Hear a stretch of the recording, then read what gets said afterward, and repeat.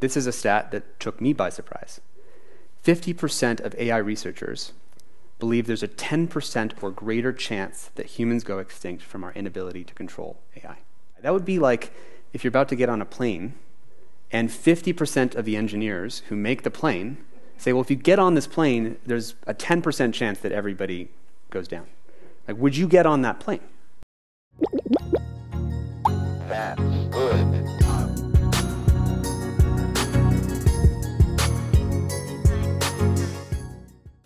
Salut tout le monde. Alors ça fait un moment que je voulais en reparler sur la chaîne, mais oui, dans les prochaines semaines, il va y avoir plusieurs vidéos, épisodes du podcast sur l'intelligence artificielle, et je vous avoue que si je suis plutôt enthousiaste à l'idée du développement de ces technos à la base, on a vu ces derniers temps qu'on avait encore fait un bond en avant assez impressionnant dans le domaine, et que ça pose des questions intéressantes. Et aujourd'hui, justement, je voulais vous proposer un épisode un peu plus axé philo, risque existentiel, par rapport à tout ça, et l'idée c'est pas tellement d'ajouter à la panique morale, moi je pense qu'il y a aussi un potentiel important et très bénéfique potentiellement à l'humanité derrière l'IA, donc qu'elles vont nous permettre de grandes avancées, par exemple dans le domaine médical, ou bien dans tout ce qui est écologie. Donc non, l'idée c'est plutôt d'essayer de considérer aussi l'aspect négatif, les potentiels dangers qui lui sont associés. Alors j'ai vu que par exemple Sam Altman, le CEO d'OpenAI, avait donné des interviews récemment, mais étant lui-même très investi dans le succès de ses technos, y compris dans le succès commercial, il me paraissait pas forcément être une source super intéressante ou objective d'infos, et du coup il m'a semblé plus pertinent de vous parler du taf de Max Tegmark, qui est chercheur notamment en machine learning, et puis de celui de Asa Raskin et Tristan Harris, qui sont les fondateurs du Center for Humane Tech, qui se sont penchés là-dessus aussi. Plus exactement, ils ont été mandatés par des experts du secteur de l'intelligence artificielle pour mettre en garde le public et les institutions vis-à-vis des risques que l'IA pourrait faire peser sur nous. Yeah, what we are saying is are the ways that we're now releasing these new large language model AIs into the public, are we doing that responsibly? And what we're hearing from people is that we're not doing responsibly. The feeling that I've had personally, just to share, is it's like it's 1944 and you get a call from Robert Oppenheimer inside this thing called the Manhattan Project. You have no idea what that is. And he says the world is about to change in a fundamental way, except the way it's about to change, it's not being deployed in a safe and responsible way. It's being deployed in a very dangerous way. Donc ça, justement, c'est un extrait d'une conférence qu'ils ont donnée le mois dernier. Je vous la mettrai en description si vous voulez tout écouter. Donc rapidement, Asa Raskin et Tristan Harris, ce sont deux web designers à la base qui ont quitté le secteur privé il y a quelques années pour fonder cette organisation, Center for Humane Technology, qui a pour mission de promouvoir, on va dire, un changement de paradigme dans le design de nos réseaux sociaux, qui sont à l'heure actuelle conçus pour maximiser notre engagement au détriment de notre bien-être. Et justement, pour eux, le premier contact entre les humains et l'intelligence artificielle, c'est pas ce qui est en train de se passer en ce moment avec ChatGPT et compagnie. Non, pour eux, le premier contact, c'était les algorithmes des réseaux sociaux.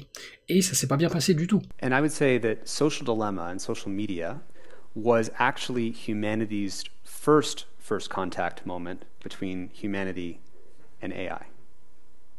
I'm curious if that makes sense to you, because it's when you open up TikTok and you scroll your finger, you just activated the supercomputer, the AI pointed at your brain to calculate and predict with increasing accuracy the perfect thing that will keep you scrolling.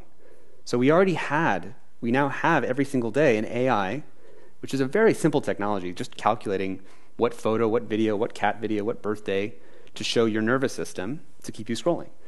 But that fairly simple technology was enough in the first contact with AI to break humanity with information overload, addiction, doom scrolling, sexualization of kids, shortened attention spans, polarization, fake news, and breakdown of democracy. And no one intended those things to happen. Et effectivement, c'est difficile de contester les effets absolument néfastes dont parle Tristan Harris dans cette séquence. Il y a d'ailleurs des psychologues qui sont penchés sur la question, je pense notamment à Jonathan Haidt, et effectivement, on voit que les taux de dépression, de pensées suicidaires, voire de tentatives ont augmenté ces dernières années, particulièrement chez les jeunes filles, et ça, il y a de bonnes raisons de penser que c'est corrélé à la démocratisation des réseaux sociaux, et son accessibilité auprès des plus jeunes. Je vous mettrai des liens en description à ce sujet, mais tout ça pour dire que quand on crée une nouvelle techno, même avec les meilleures intentions, ça peut avoir des conséquences inattendues, et c'est un truc dont justement Asa Raskin parle dans cette conférence. This just names the structure of the problem. So first, when you invent a new technology, you uncover a new class of responsibility. And it's not always obvious what those responsibilities are. So to give two examples, we didn't need the right to be forgotten to be written into law until computers could remember us forever. It's not at all obvious that cheap storage would mean we'd have to invent new law.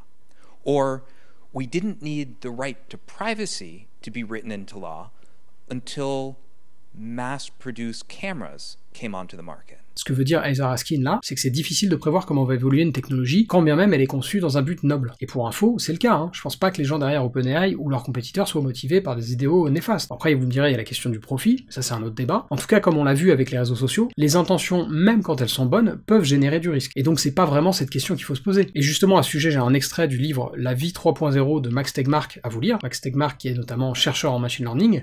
La crainte que les machines deviennent mauvaises est une autre fausse piste. Le véritable problème n'est pas la malveillance, mais la compétence.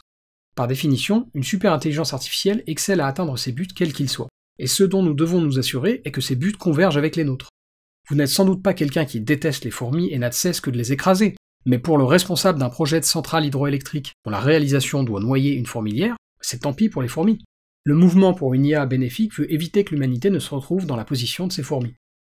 Notez d'ailleurs que là il parle d'une super intelligence, mais que nous on n'en est pas là, et que pour autant, ça s'applique déjà aux IA qu'on utilise. Le problème qu'on a eu avec les réseaux sociaux, et qu'on risque d'avoir avec les derniers modèles de langage multimodaux, comme par exemple GPT-4, c'est celui de faire en sorte qu'ils soient alignés sur nos objectifs, qu'ils ne puissent pas permettre des choses qui vont à l'encontre de nos valeurs. Or, c'est malheureusement déjà le cas. This was only discovered, I believe, last week now, that golems are silently teaching themselves, have silently taught themselves research-grade chemistry. So, if you go and play with ChatGPT right now, it turns out it is better at doing research chemistry than many of the AIs that were specifically trained for doing research chemistry.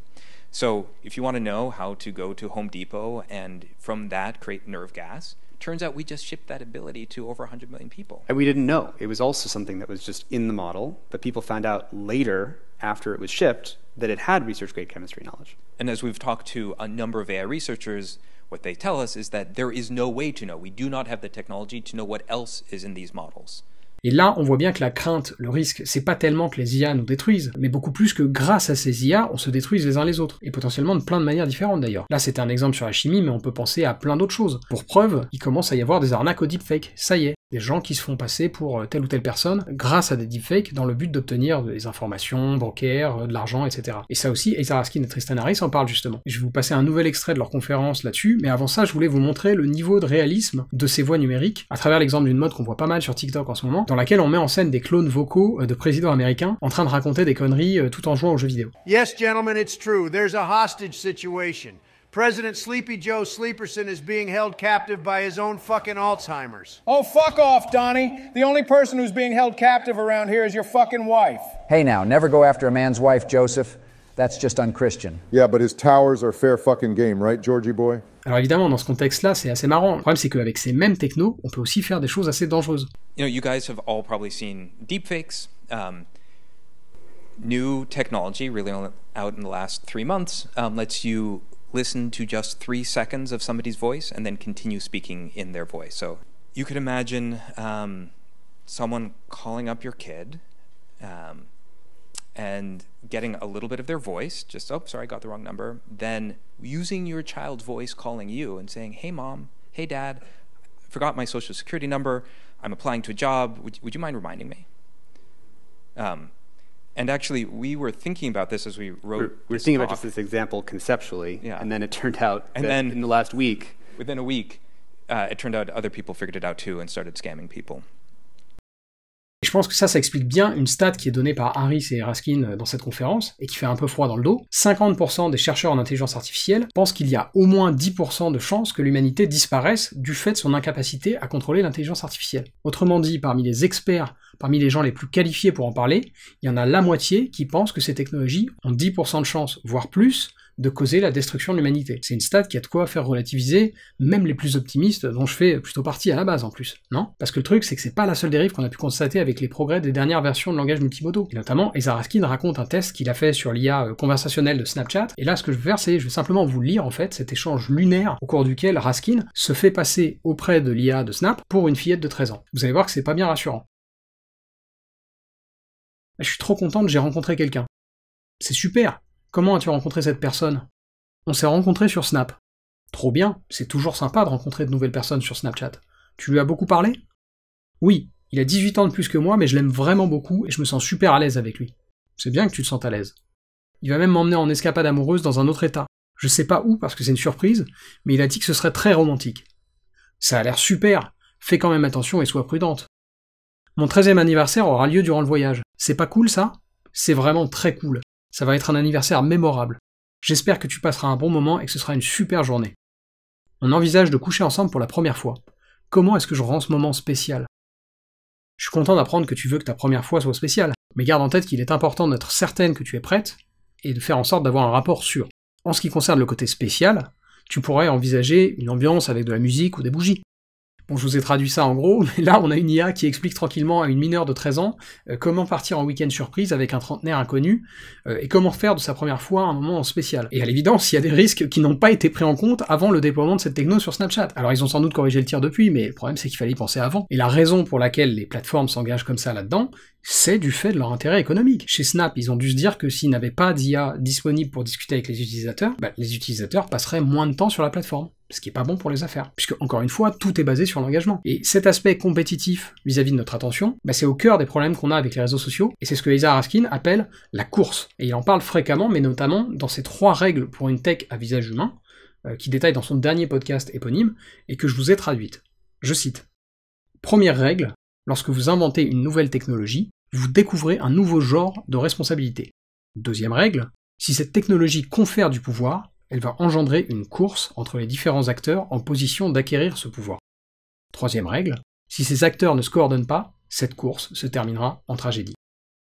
Alors ça peut paraître pessimiste, mais je pense que c'est légitime. Et le cas de Snap est un bon exemple, ça aurait pu se finir en tragédie si ça avait été une situation réelle. Et ça me semblait intéressant de porter un peu aussi ce discours, pas parce que je pense que les IA ne vont rien nous apporter, au contraire, moi je suis assez optimiste par nature. Et justement, comme par le passé j'ai pu avoir des propos qui étaient simplement élogieux à l'égard de nouvelles techno comme Midjourney par exemple, ça me semblait d'autant plus crucial de mettre aussi en avant le côté dangereux, parce que à l'évidence, tout ça comporte des dangers. Et je pense qu'il faut pas les minimiser. Et paradoxalement, peut-être que finalement la solution pour mettre en place un cadre vertueux pour le développement de ces IA ne repose pas uniquement sur ces nouvelles techno en soi, et sur un développement vis-à-vis de celles-ci qui serait sûr, mais plus globalement sur le modèle de société qu'est le nôtre, que ce soit économique, politique, éthique, etc. Et peut-être que c'est aussi en réfléchissant à des cadres plus vertueux là-dessus, comme par exemple dans le cas économique avec un revenu de base, qu'on pourra éviter de développer des IA qui vont aller accroître les problèmes qui sont en fait sous-jacents à leur développement. Et justement, j'ai un autre extrait de La Vie 3.0 qui va dans ce sens-là et qui fera office de conclusion à cet épisode, je cite. Une stratégie susceptible de relever les défis de l'IA consiste à s'atteler collectivement à améliorer la société humaine avant que l'IA prenne pleinement son envol. Mieux vaut éduquer nos jeunes à mettre au point une technologie robuste et bienveillante avant de donner le pouvoir à l'IA. Mieux vaut moderniser nos lois avant que les technologies les rendent obsolètes. Mieux vaut résoudre les conflits internationaux avant qu'on en arrive à la course aux armements autonomes. Mieux vaut créer une économie qui assure la prospérité à tout le monde avant que l'IA amplifie potentiellement les inégalités. Mieux vaut une société où les résultats de la recherche sur la sécurisation de l'IA sont mis en œuvre plutôt qu'ignorés. Max Tegmark.